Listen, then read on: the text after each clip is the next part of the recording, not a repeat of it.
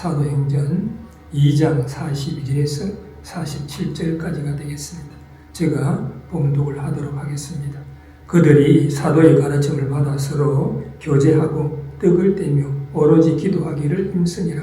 사람마다 두려워하는데 사도들로 말미암아 기사와 표적이 많이 나타나니 믿는 사람이 다 함께 있어 모든 물건을 서로 통용하고 또 재산과 소유를 팔아 각 사람의 필요를 따라 나누어지며 날마다 마음을 같이하여 성전에 모이기를 힘쓰고 집에서 떡을 떼며 기쁨과 순전한 마음으로 음식을 먹고 하나님을 찬미하며 또 온 백성에게 칭송을 받으니 주께서 구원받는 사람을 날마다 더하게 하시니라.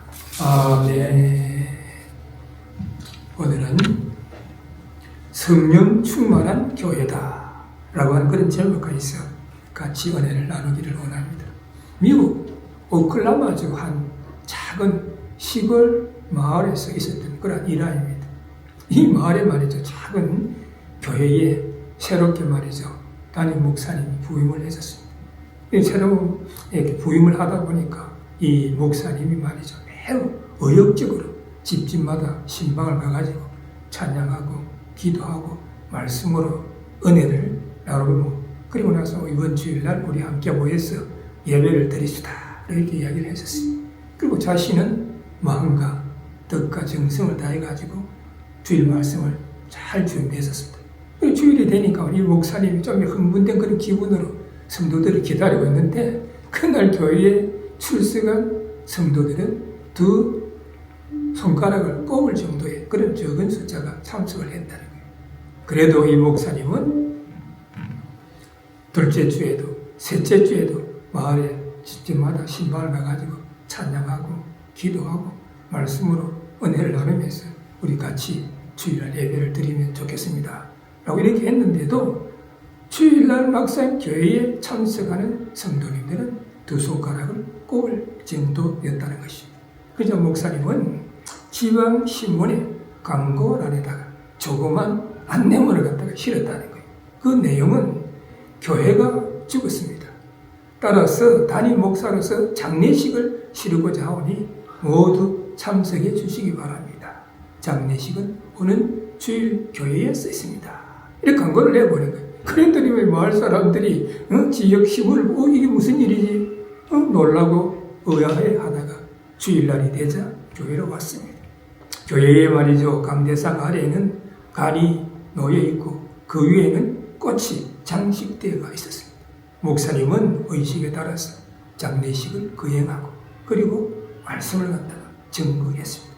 그리고 마지막으로 교인들에게 떠나시는 분에게 조의를 표하시기 바랍니다 라고 이렇게 하니까 앞에 앉았던 분들부터 나와가지고 말이죠, 그걸 향해 간을 갖다가 들여다봤다. 간을 딱 들여다보고 나서 이 사람들이 의아하고 송구스러워하는 그러한 마음으로 뒤를 물러났다는 거죠. 간 속에는 정확한 각도를 딱 맞춰가지고 큰 거울이 딱 들어있어요. 그리고 그 간을 뒤다 보면 자신의 모습이 거울에 딱 비치게 돼요. 그 간 속의 거울을 통해서 비춰진 자신의 모습을 바라보면서 교회가 죽었다라고 한 목사님의 말씀을 깨달아요. 나 자신이 영적으로 죽었다는 것을 깨달아 알게 되었다는 거죠. 왜냐하면 우리 믿는 자들은 주님의 몸된 교회의 영적인 유기체이기 때문인 것입니다. 그러면 하나님께서 원하시고 기뻐하시는 교회는 어떠한 교회이겠습니까? 몇천 명씩, 몇만 명씩 모이는 교회이겠습니까? 그렇지 않으면 대리석으로 궁궐 같은 지은 교회를 원하시겠습니까? 그렇지 않으면 수정으로 아름답게 지은 교회를 하나님께서 원하시고 기뻐하시겠습니까? 아니면은 비록 적은 무리들이 모인다 할지라도 성령 충만함으로 하나님의 뜻을 이루어나가는 교회를 하나님께서 원하시고 기뻐하시겠습니까? 많은 기독교인들이 교회를 출석하면서 교회가 무엇인지, 하나님께서 원하시고 기뻐하시는 교회가 어떤 교회인지 바르게 알지 못하고 신앙생활하는 경우가 많이 있습니다. 어떻습니까? 막연히 큰 교회에 출석을 하는 경향이 있습니다. 아이들이 많이 있는 그런 교회, 주일학교 시스템이 좋은 그런 교회를 갖다가 출석을 합니다. 또 그렇지 않으면 편리한 교회. 그래서 말이죠, 부흥하는 교회들, 큰 교회들 보면 그 교회가 자체적으로 전도를 해서 부흥을 한다 하면 얼마나 하나님께서 기뻐하시겠습니까? 근데 대개 보면 수평 이동을 하는 거예요. 작은 교회에서 큰 교회로 수평을 이동을 한다든지, 그렇지 않으면 다른 교회에서 또 수평 이동을 해가지고 부흥 성장하는 그런 경향이 있습니다. 그래서 말이죠, 미국에서도 대형 교회가 한 지역에 들었으면 그 주위에 작은 교회, 수십 교회가 말이죠, 어려움을 당하고 문을 닫는 그런 경우가 많이 있습니다. 하나님께서 주님의 몸된 교회가 어려움을 당하고 문을 닫는 것을 원하시겠습니까? 그래서 우리가 바른 신앙생활을 하기 위해서는 교회가 무엇이고 하나님께서 원하시고 기뻐하시는 교회가 어떤 교회인지를 우리는 바르게 알고 신앙생활을 해야 하는 것입니다. 마태복음 16장 18절에 보면 예수님께서 내가 이 반석 위에 내 교회를 세우리니 음부의 권세가 이기지 못하리라 라고 말씀하셨습니다. 여기서 말하는 반석은 예수님을 이야기하는 거예요. 예수 그리스도 위에 주님의 몸된 교회가 세워졌다라고 말씀을 하는 것입니다. 그래서 오순절 성령 강림의 역사로 성령 충만함을 입은 사도들이 복음을 전하게 되었고, 특히 사도 베드로가 성령 충만함으로 설교를 했을 때 무려 3,000여 명이 회개하여 주님 앞에 돌아오는 그런 역사로 인해 가지고 믿는 무리의 수가 증가하면서 일단의 신앙 공동체가 형성하게 되었는데, 이것이 오늘날의 교회의 원형이라고 우리는 볼 수가 있습니다. 그러므로 오늘 본문은 성령의 역사에 의한 예루살렘 초대교회의 설립 배경과 신앙 공동체의 모습을 우리들에게 보여주면서 하나님께서 원하시고 기뻐하시는 교회의 전형적인 모습이 어떤 모습인가를 우리들에게 교훈하고 있습니다. 그래서 오늘 본문의 첫 번째 파트인 42절에서 3절에 보면 경건 생활에 힘쓰는 신앙의 공동체였다라고 말씀하고 있습니다. 왜 그들은 경건 생활에 힘쓰는 공동체를 만들었을까? 첫째는 말씀의 가르침을 받았다는 거예요. 42절 전반절에 보니까 저희가 사도의 가르침을 받아. 초대교회 성도들의 첫 번째 특징은 사도들에게 말씀의 가르침을 받았다는 거예요. 즉 사도들이 예수님께로부터 배운 하나님의 말씀을 성도들이 그대로 배웠다라고 말씀하고 있습니다. 왜 하나님의 말씀을 배웠다고 생각하십니까? 디모데후서 3장 16절에서 17절에 보면 모든 성경은 하나님의 감동으로 된 것으로 교훈과 책망과 바르게 함과 의로 교육하기에 유익하니 이는 하나님의 사람으로 온전케 하며 선한 일을 행하기에 온전케 하려 한다라고 말씀하고 있습니다. 즉 영감된 하나님의 말씀은 우리 믿는 자들이 하나님의 말씀에 근거해가지고 바른 신앙생활을 하며 바른 삶을 살아가도록 올바르게 가르치고 이끄는 교훈을 준다는 거예요. 하나님의 말씀 안에서 합당하게 말을 하고 행동을 하지 못할 때에서는 꾸짖어 책망을 한다는 것입니다. 또한 말씀 안에서 바르게 살아가지 못할 때는 허물을 교도하면서 바르게 하고 믿음과 행함이 수반되지 않는 자들에게는 의를 행할 수 있도록 지도하는 교육적인 그런 일을 한다는 것입니다. 그리하여 말해서 믿는 자로 하여금 하나님의 사람으로 온전케 하며 선한 일을 행하기에 온전하게 하기 위해서라고 말씀하고 있습니다. 그래서 초대교회의 성도들은 하나님의 사람으로 온전케 되기 위해서 선한 일을 행하기에 온전케 되기 위해서 사도들에게 열심히 하나님의 말씀을 배웠다라고 말씀하고 있습니다. 그러면 오늘날 우리들의 모습은 어떻습니까? 정녕 우리는 하나님의 말씀을 열심히 읽고 배우려고 하는 그런 열정을 가지고 있습니까? 히브리서 4장 12절에 보면 하나님의 말씀은 살아서 운동력이 있어서 좌우의 날선 어떤 것보다도 예리하여서 혼과 영과 관절 및 골수를 찔러 쪼개기까지 하며 우리 생각과 마음을 감찰한다라고 말씀하고 있습니다. 그러므로 하나님의 말씀이 없이는 우리에게 어떠한 깨달음도 변화도 없다는 사실을 우리는 알아야 하는 것입니다. 말씀에 기초가 없는 믿음은 외형적으로 아무리 말이죠 열심히 있고 열정적으로 일을 한다 할지라도 그것은 모래 위에 집을 짓는 것과 같고 물거품과 같은 것임을 알아야 하는 것입니다. 그것은 경건의 모양은 있지만 경건의 능력이 나타나지 않는 것임을 우리는 알아야 하는 것입니다. 우리가 너무나 잘 아는 말이죠. 벤이라고 하는 영화가 있지 않습니까? 이 벤이라고 하는 영화는 기독교인뿐만 아니라 믿지 않는 세상 사람들에게 많은 감동을 준 영화입니다. 이 벤의 소설을 쓴 작가가 말이죠. 웰레스라고 하는 사람. 이 웰레스라고 하는 사람은 기독교에 대해서 비판적인 사람이에요.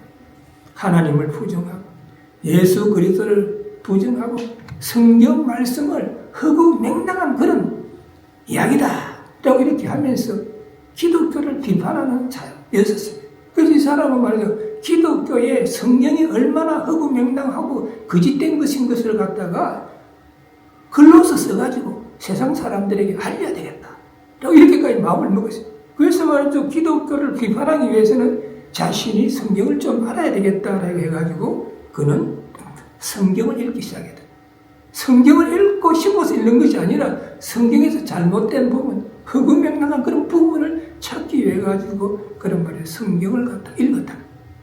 그런데 놀라운 사실은 그가 성경을 읽으면 읽을수록 차츰 말이죠. 자신의 생각과 마음이 변하고 성령님의 강화 감동케 하심으로 인해 가지고 그의 생각이 서서히 변하고 마음이 변하고 그러다가 예수 그리스도께서 죄와 허물로 죽었던 우리 인생들을 구원하시기 위해서 이 땅에 오셨고 내 대신 우리 대신 십자가에서 못 박혀 대속의 죽으심을 당하셨다가 성경대로 3일 만에 부활하신 분이다 라고 하는 것을 깨닫는 순간 그는 꼬꾸라졌다는 것입니다. 그래서 말이죠. 그는 완악하고 비판적인 불신의 마음에 성령님의 감화 감동케 하시는 역사로 인해 가지고 그는 무릎을 꿇고 예수 그리스도를 자신의 구주로 영접하게 됐습니다. 그래서 그는 다시 글을 쓰기를 만민의 신금을 올리고 많은 믿지 않는 자들을 주님 앞으로 인도하는 불후의 명작 벤이라고 하는 그런 소설을 쓰게 된 것입니다. 그리고 그 벤이라고 하는 소설을 모델로 해가지고 벤이라고 하는 영화를 갖다가 만들게 된 것이죠.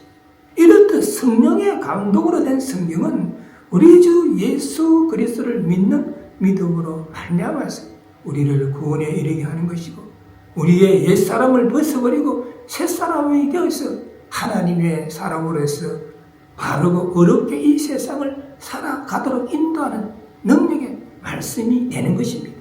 그러므로 우리 교회가 성령 충만한 그런 교회가 되기 위해서는 성도 한 사람 한 사람이 먼저 하나님의 말씀을 공부하고 경건 생활에 힘을 써야 되는 것입니다. 그러면 초대교회 성도들이 말씀의 가르침을 받아가지고 성경 공부를 했을 때 어떤 변화가 왔는가?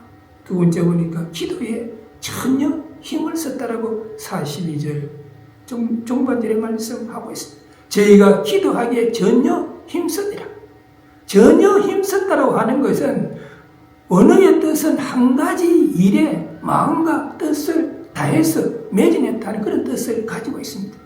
여기서 우리는 초대교회의 성도들이 길이요 진리요 생명되는 하나님의 말씀과 기도에 얼마나 매진하는 경건 생활을 했는지를 우리는 알 수가 있습니다. 기도가 무엇입니까? 기도란 하나님과 우리 인간과의 영적인 대화이죠. 영적인 호흡이 기도인 것입니다. 육체적인 생명을 유지하기 위해서는 우리에게 공기가 필요한 것처럼 우리가 영적인 성장을 위해서는 기도가 필요한 것입니다. 왜 우리가 기도해야 되겠습니까? 데살로니가전서 5장 16절에서 18절에 보면 사도 바울이 고백하기를 항상 기도하라. 쉬지 말고 기도하라. 범사에 감사하라. 이는 그리스도 예수 안에서 너희를 향하신 하나님의 뜻이다 라고 말씀하셨습니다. 하나님께서 우리 믿는 자들에게 쉬지 말고 기도하라고 명령하시기 때문인 것입니다. 또한 하나님의 뜻이기 때문인 것입니다.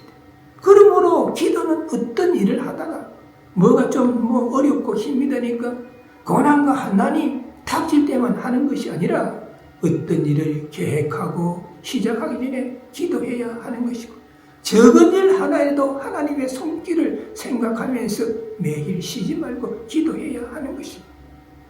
기도라고 하는 것은 말이죠, 해바라기 꽃과 같다라고 볼 수가 있습니다. 아침에 말이죠, 동쪽을 향해 가지고 몸을 돌리는 해바라기는 어둠 속에서 찬란하게 떠오르는 해를 사모하는 거예요. 그래서 아침에 말이죠, 동쪽 하늘에 해가 탁 떠오르면 해바라기는 그 동쪽 하늘에 해를 탁, 그럼 그 해가 말이죠, 싹 떠올라가지고 중천에 가면 해바라기가 따라서 중천으로 돌고, 그리고 또 저녁 노을이 되면 이 해바라기도 해를 따라서 저녁 노을 서쪽을 바라고 이렇게 하는 것입니다. 해가 지서 말이죠, 깜깜하다 할지라도 해바라기는 실망하지 않는 겁니다. 왜? 내일이면 또 동력 하늘에서 찬란한 해가 뜰 것을 그는 기다리기 때문인 것입니다. 그래서 말이죠, 깜깜한 밤에도 해바라기는 쉬지 않고 자신의 몸을 돌려가지고 동쪽을 향해가지고 해가 뜨기를 기다리는 것입니다. 이처럼 기도란 해바라기와 같이 하나님의 사랑과 주님의 은혜를 사모하고 갈망하며 항상 주님과 동행하는 마음의 상태를 의미한다라고 우리는 볼 수가 있습니다. 하나님을 향하여 마음을 열어놓고 사랑과 은혜를 기다리는 상태라고 볼 수가 있습니다. 기도는 하나님께 우리의 사정과 형편을 알리고 필요한 것을 구하는 말만 하는 것이 아니라 하나님을 위하여 아낌없이 드리고 바치는 우리의 마음 그 자체다라고 볼 수가 있습니다. 그러므로 진정한 기도는 입으로만 하는 것이 아닙니다. 때로는 귀를 필요로 하는 것입니다. 주님을 끊임없이 사모하고 갈망하는 마음의 상태가 곧 기도이기 때문에 쉬지 말고 기도하라는 이 말씀은 누구든지 간에 실현 가능한 것입니다. 하나님의 능력을 체험하게 기도를 통해서 우리는 하나님의 능력을 체험하게 되는 것입니다. 또 우리는 기도를 통해서 만사가 형통하게 되는 역사를 갖다가 우리는 체험하게 되는 것입니다. 그래서 말이죠, 초대교회의 성도들처럼 기도에 전혀 힘쓰는 믿음의 성도들이 되어야 우리는 성령 충만한 교회를 세워 나갈 수가 있는 것입니다. 또한 경건 세월에 힘을 쓰다가 보니까 세 번째로는 기사와 표적이 나타났다고 43절에 말씀하고 있습니다. 사람마다 두려워하는데 사도들로 인하여 기사와 표적이 많이 나타나니라고 말씀하고 있습니다. 오순절 성령 강림 사건을 인해 가지고 120문도가 성령 충만하여 왕국 방문으로 말을 할 뿐만 아니라 베드로는 성령 충만하여 설교를 했었습니다. 사도행전 2장 36절에 보니까 너희가 십자가에 못 박은 이 예수를 하나님이 주와 그리스도가 되게 하셨느니라 라고 강하고 담대하게 말씀을 전했습니다. 이때 어떤 반응이 나타났습니까? 2장 37절에서 38절에 보니까 그러자 저희가 이 말을 듣고 마음에 찔려 베드로와 다른 사도들에게 물어 가로되 우리가 어찌할꼬 하거늘 베드로가 가로되 너희가 회개하여 각각 예수 그리스도의 이름으로 침례를 받고 제사함을 얻으라 그리하면 성령을 선물로 받으리라 라고 말씀하고 있습니다. 그러면 성령의 근능이한 베드로의 설교의 그 결과는 어떻게 나타났습니까? 사도행전 2장 41절에 보니까 그 말을 받은 사람들은 침례를 받으며 이날에 제자의 수가 3,000이나 더하더라 라고 말씀하고 있습니다.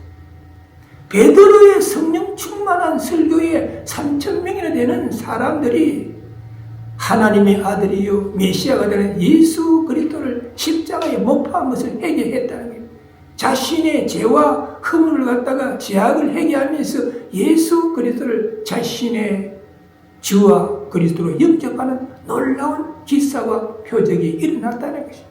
그래서 그 결과 43절에서 말씀하는 바와 같이 사람마다 두려워하는데 사도들로 인하여 기사와 표적이 많이 나타나니 말씀하고 있습니다.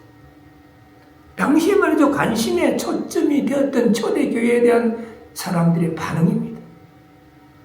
이런 두려움이라고 하는 것은 명확한 실체도 없이 사람을 갖다가 홀리는 데서 오는 공포와 달리는 자신보다 훨씬 더 탁월한 근위와 존재에서 우러나오는 마음의 느낌이다라고 우리는 볼 수가 있습니다. 즉 오순절 성령 강림 사건과 이후에 전개된 초대교회 교인들의 삶을 목적한 예루살렘 사람들은 더 이상 저들을 조롱할 수가 없었다는 것입니다.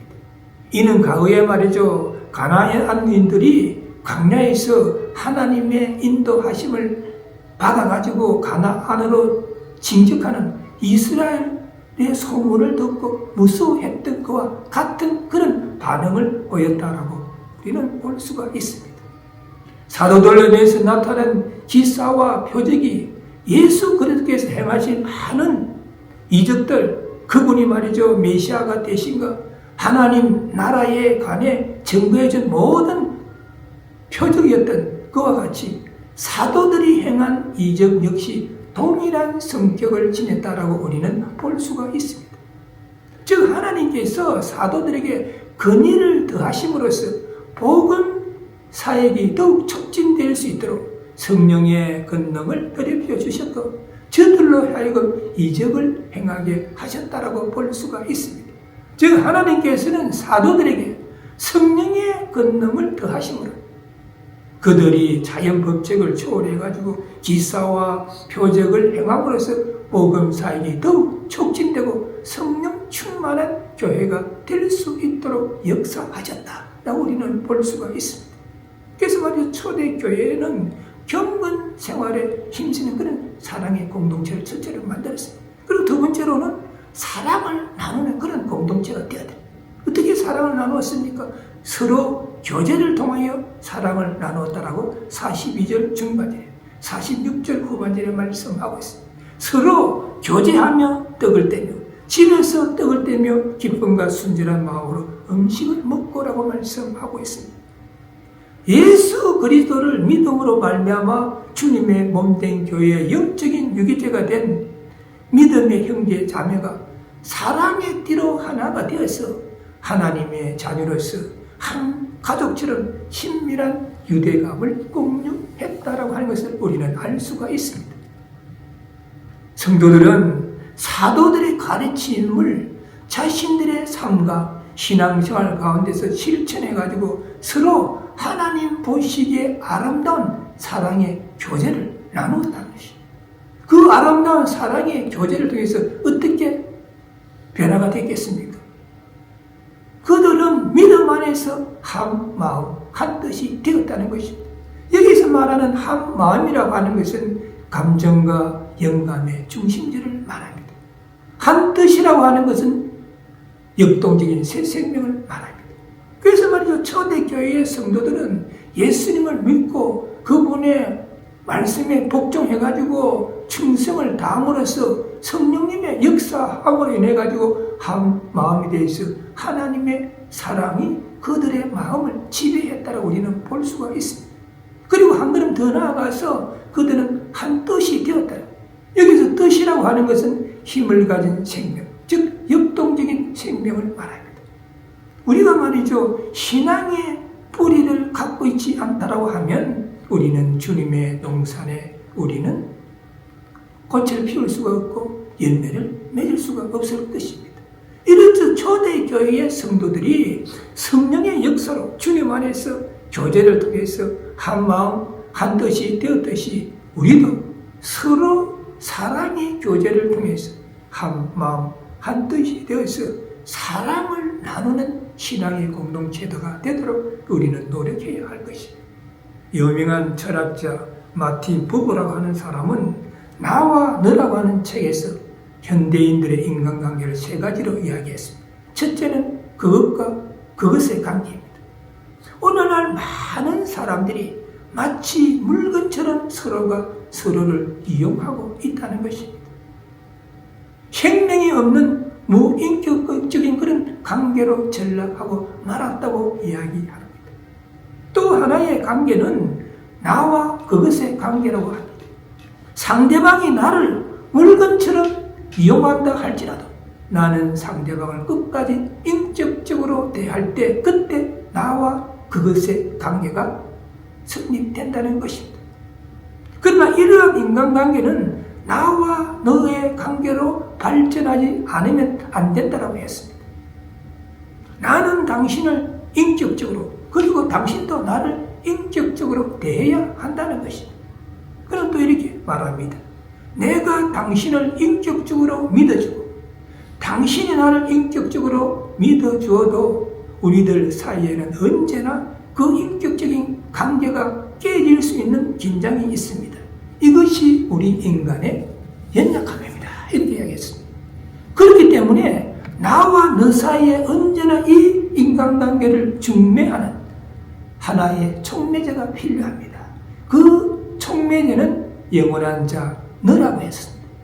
우리 믿는 자들에게 말이죠. 영원한 자 너가 누구입니까? 예수 그리스도이신 것입니다. 그리스도로 인해 가지고 우리는 영원한 자 너라고 하는 이 관계를 우리는 계속 유지해 갈 수 있다고 하는 것입니다.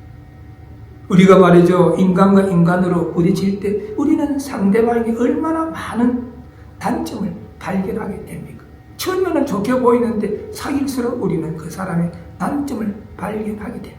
그러나 우리가 그리스도를 통해서 함께 만날 때 그리스도 안에서 함께 무릎을 꿇을 때에 비로소 우리는 서로 이해하고 용서하고 사랑하는 놀라운 교회의 관계가 된다라고 그는 말씀했었습니다. 그러므로 우리는 그리스도 안에서 사랑의 교제를 통해서 성령 충만한 교회를 세워 나가도록 노력해야 됩니다. 사랑의 교제를 나눌 때 어떤 결과를 가져오겠습니까? 물건을 서로 통용하며 구제에 힘쓰는 그런 관계가 될 수 있다라고 44절에서 45절을 말씀하고 있습니다. 믿는 사람이 다 함께 있어 모든 물건을 서로 통용하고 또 재산과 소유를 팔아 각 사람의 필요를 따라 나누어 주거라고 말씀하고 있습니다. 예수님 당시에 예루살렘에 말이죠. 집 없이 떠돌아다니는 사람이 많이 있었다. 왜 그들이 떠돌아다니냐 하면 그들이 말이죠. 가지고 있는 밭에 논을 가지고 막 열심히 농사를 지었는데 세금을 너무 많이 걷어가니까 세금 내고 나서 먹고 살기가 어려워. 그러면 또 빚을 내가지고 먹고 살고 그 다음에 농사를 짓는데 또 세금 내고 또 먹고 살기가 어려우니까 말이죠. 빚을 내가지고 또 먹고 하다가 보니까 나중에는 자신이 가지고 있는 농가밭을 다 처분해버리고 집 없이 떠돌아다니는 자들이 많이 있었다. 그들을 갖다가 그 당시에 집시라고 불렀습니다. 그래서 오순절 성령 강림 위에 성령 충만한 교회의 성도들이 말과 혀로만 사랑을 외치는 것이 아니라 믿음 안에서 어려운 형제 자매들에게 자발적으로 필요한 모든 물건들을 서로 나누어서는 사랑을 베풀었다는 것입니다. 또한 하나님의 사랑과 주님의 은혜 가운데서 철두철미한 공동체 의식을 가지고 자발적으로 말이죠. 자신들의 재산과 소유를 팔아가지고 어려운 자들에게 나누어주며 구조하는 그런 일에도 앞장을 섰다는 것입니다. 그들은 말이죠. 영적인 것이 물질적인 것보다 위에 있다는 확신 속에서 삶을 살며 신앙생활을 했다라고 우리는 볼 수가 있습니다. 오늘날의 대부분의 사람들은 물질적인 것이 영적인 것보다 위에 있다고 생각. 그래서 말이죠. 수단과 방법을 가리지 아니하고 물질을 갖다가 먹으려고 하는. 또 말이죠. 물질로 사람을 평가하는 경우에도 많이 있습니다. 또 물질 때문에 부부 사이에 갈등이 생기는 그러한 경우가 있고 물질 때문에 부모와 자식 사이에 갈등이 생기는 그런 일들이 많이 있습니다. 그래서 우리는 이러한 현상을 바라보면서 초대교회 신앙의 공동체의 믿음을 가지고 우리는 노력해야 된다라고 우리는 생각할 수밖에 없는 것입니다. 그래서 말이죠. 우리가 구제를 할 때는 세 가지 동기가 필요합니다. 첫째는 꼭 해야 한다는 의무감에서 우리는 구제를 해야 됩니다. 꼭 해야 된다. 예수님께서 마태복음 25장에 보면 내 주위의 어려운 자를 돌아보는 것이 곧 나에게 하는 것이다 말씀하셨습니다. 그래서 말이죠. 우리 주위의 어려운 자를 돌아보는 것은 주님의 말씀이다 라고 생각해가지고 의무감으로 구제를 해야 된다. 또 구제를 하는 것을 특권으로 생각해요. 내가 구제할 수 있는 것이 말이야 특권이다 라고 생각할 때 우리는 구제할 수가 있는 거예요. 그리고 세 번째는 오직 사랑에 의해서만 구제해야 돼. 마지못해서 사람들의 눈을 의식해서 구제하는 것이 아니라 주님의 사랑의 손길을 더한다고 생각하는 마음으로 구제를 해야 돼. 그러면 그러한 구제를 할 때 어떻게 되겠습니까? 하늘나라에서 상이 있는 거예요. 하나님께서는 다 우리가 어떻게 하고 계시는가를 보고 계시는 거예요. 그리고 두 번째는 우리 자신에게 오는 상이 있습니다. 내가 뭔가 어려운 사람을 돌아보면 그것이 다음에 자기 자신에게 돌아오게 되어 있습니다. 그리고 세 번째는 그 후손에게 내리는 복입니다. 내가 사랑을 베푸면 나에게 그 사랑이 돌아오지 아니하면 내 후손들에게 그 사랑이 돌아온다는 것입니다. 하나님께서 뭐라고 말씀하셨습니까? 계명을 지키는 자에게는 천대까지 복을 내리겠다고 말씀을 하셨습니다. 시편 기자는 의인이 자식이 결핍하는 것을 보지 못했다. 의롭게 살아가는 그들의 자식들이 굶고 하는 어려움 당하는 걸 보지 못했다라고 이렇게 말씀하고 있습니다. 그러면 우리는 선한 일에 있어서 동기에서부터 말이죠. 방법과 결과까지 하나님 앞에서 순수해야 함을 우리는 잊어서는 안 되는 것입니다. 순수한 구제를 할 때에 하나님께서 은밀한 중에 보시고 그것을 갖다가 갚으시는 마태복음 6장 4절에 보면 뭐라고 말씀하고 있습니까? 은밀한 중에 보시는 너희 아버지가 갚으시리라. 우리가 말이죠. 남이 보지 않는다 할지라도 남이 인정하지 아니한다 할지라도 우리가 사랑의 마음으로 우리가 남을 돕고 구제하면 은밀하게 중에 보시는 하나님이 갚아주신다. 이 말씀을 우리는 기억하고 세계적인 불균기로 인해 가지고 우리 주위에 어려운 자가 많이 있습니다. 이러한 자들을 우리가 돌아보고 구제하는 믿음의 소유자가 되어야 할 것입니다. 사랑을 실천하는 믿음의 성도가 되어야 할 것입니다. 사랑을 나누는 그러한 믿음의 성도가 될 때 우리는 사랑의 공동체, 성령 충만한 그런 교회를 세워 나갈 수가 있는 것입니다. 그럼 우리가 말이죠. 경건한 그런 신앙의 공동체를 만들고 사랑의 공동체를 다 만들면 하나님께는 어떻게 하시겠습니까? 하나님께서 인정하게 되는 거예요. 세상 사람들로부터 인정받게 되는 그런 신앙의 공동체를 만들게 된다라고 46절에서 47절에 말씀하고 있습니다. 하나님께서 인정하고 세상 사람들이 인정하는 신앙의 공동체의 첫 번째는 성전에 모이기를 힘쓰는 신앙생활을 했다라고 46절 전반절에 말씀하고 있습니다. 날마다 마음을 같이하여 성전에 모이기를 힘쓰고 초대 교회의 공통적인 특징 중에 하나는 저들이 성전 모임에 전혀 부담감을 가지지 아니하고 교회에 모였다. 초대 교회의 성도들은 믿음 안에서 마음을 같이하여 성전에 모이기를 열심히 냈다라고 말씀하고 있습니다. 저 세상에 어떤 일들보다도 성전에 모이는 일에 우선순위를 뒀다는 거예요. 그래서 모여가지고 말씀과 기도로 은혜를 나눴을 뿐만 아니라 교제는 각 성도들의 집에서 소규모로 모여가지고 기쁨과 순전한 마음으로 서로 예찬을 나누면서 그들은 교제했다라고 말씀하고 있습니다. 바로 이것이 초대 교회가 세워지고 성장할 수 있는 원동력이 되었다라고 우리는 볼 수가 있습니다. 그러므로 우리도 바쁘고 힘든 우리들의 인민생활입니다. 세계적인 불경에서의 우리들의 삶이 어렵고 힘이 든다 할지라도 우리는 날마다 하나님의 말씀을 사모함으로 성전에 모이기를 힘쓰고 각 성도의 집에 소규모로 모여서 교제를 나누는 믿음의 소유자가 되도록 우리는 노력을 해야 할 것입니다. 비록 말이죠. 모여가지고 무슨 말씀을 들었는지 무엇을 배웠는지 기억할 수 없다 할지라도 우리가 힘써서 모일 때 자신도 모르는 사이에 자신의 믿음이 자라고 있다는 사실을 우리는 알아야 성전에 모여서 우리가 말씀을 들을 때에 자신이 그 말씀을 이해하지 못했다 할지라도 어느 날 시간이 가면 성령님의 역사하시고 그 말씀을 깨달아 알게 되고 자신의 믿음이 자라게 된다는 것입니다. 옛날 말 한국 시골에서 보면 콩나물을 직접 집에서 길러서 먹은 그런 경우가 많이 있었지 않습니까?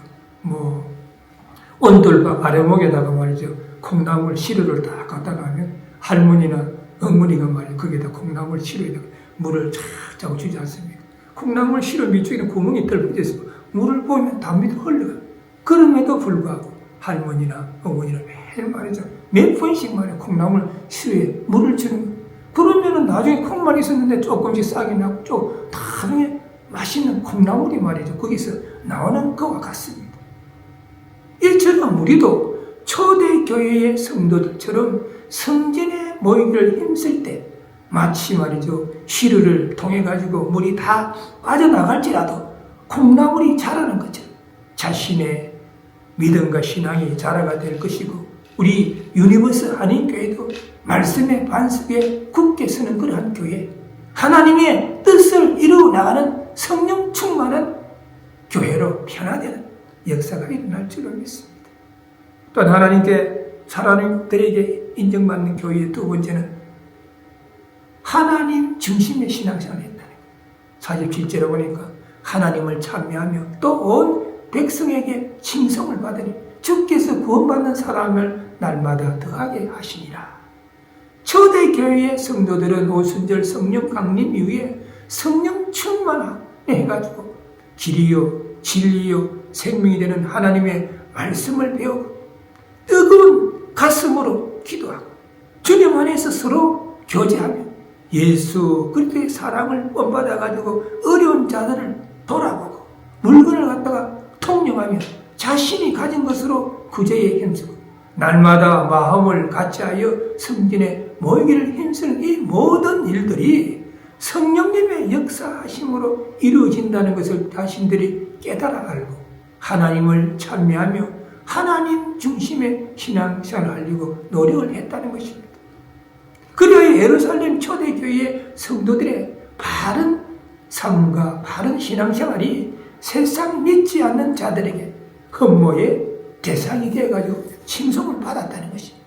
그 결과 주님의 은혜로 성령님께서 믿지 않는 자들의 마음을 감화감동케 해서 구원받는 사람들을 날마다 더하게 해가지고 예루살렘 초대교회가 날로 성장하는 역사가 임했다는 것입니다.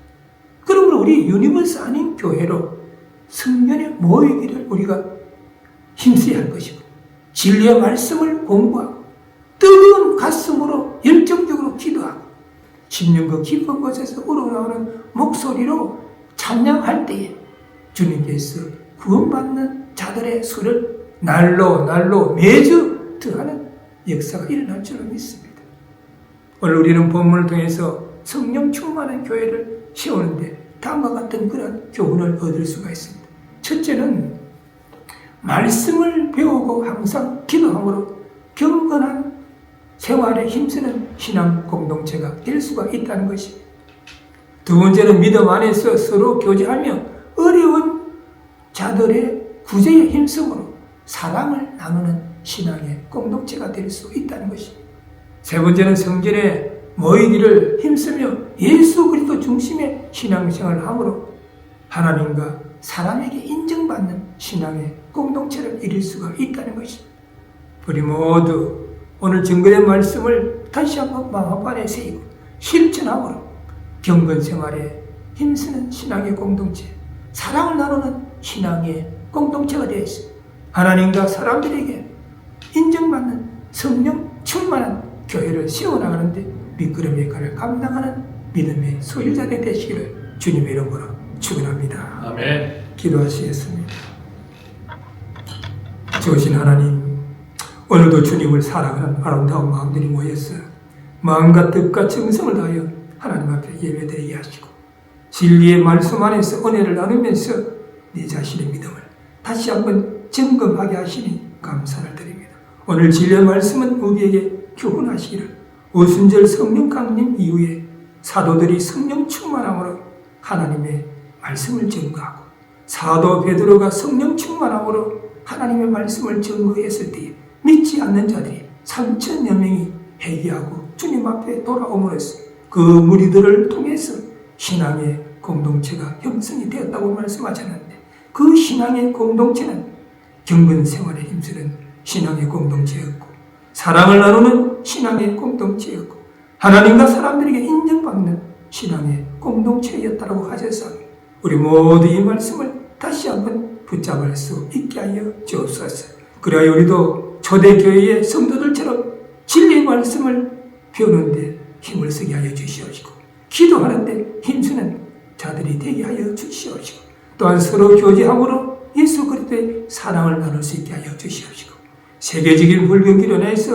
우리 주위에 어려운 사람들이 많이 있는데 그들을 돌아보게 하여 주시옵시고 또 바쁘고 힘든 우리들의 삶이다 할지라도 성전에 모이기를 힘쓰므로써 하나님 중심의 예수 그리스도 중심의 신앙생활하는 믿음의 소유자들이 되게 하여 주옵소서. 그리하여 우리 모두 하나님께서 원하시고 기뻐하시는 그런 신앙의 공동체를 만들어서 이 지역사회를 복음화하는데 밑거름의 역할을 감당할 수 있도록 우리 모두를 인도하시고 넘치도록 축복하여 주옵소서.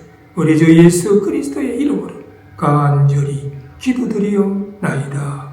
아멘.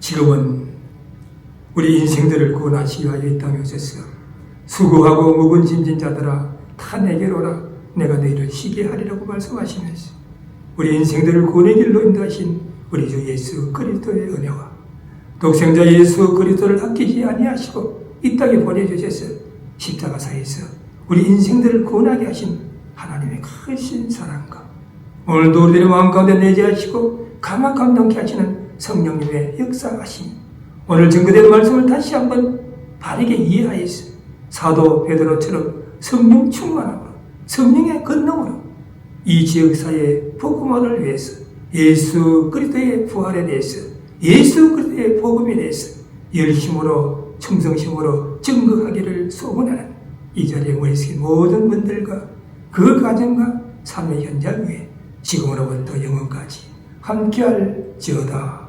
아멘.